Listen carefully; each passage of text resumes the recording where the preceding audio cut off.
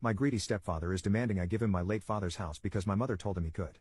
I, 31 years old, have a stepfather who my mother married a year after my father had passed away. I felt uncomfortable seeing my mother fall in love with another man so quickly. I never thought anything of it, until my mother and I found out that my father didn't leave my mom with anything on his will. Instead, all of his assets and his beach home was all under my name. My father left me a letter and I ended up reading it and finding out things I wish I never knew.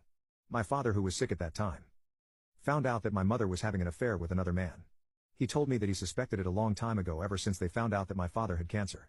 And ever since then my mother became distant.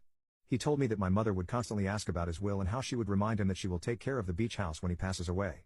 My father was heartbroken and he spent her last few days of his life next to someone unfaithful. When I read the letter, I couldn't help but to break down crying inside my room. I wish I should have been there for my father. And the more I cried, the more I felt anger and hatred for my mother and my stepfather. When my mother found out that she was left with nothing, she started flipping the tables and started screaming, asking why she wasn't left with anything. It was clear that my mother only cared about my father's assets, and not for him.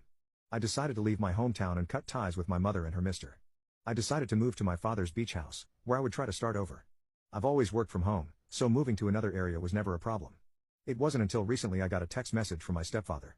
He asked me how I was doing and I didn't respond. He texted again and he was more straightforward.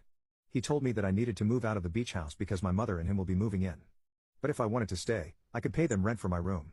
I looked at the text completely speechless, not knowing if he was bluffing or if he was serious. I told him that the house was under my name and that I would call the cops if they ever set foot inside my home. He never responded afterwards.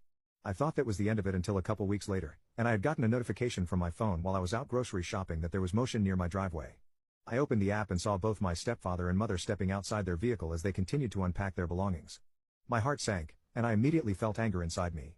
I decided to call the cops ahead of time and told them that I had people trespassing my property.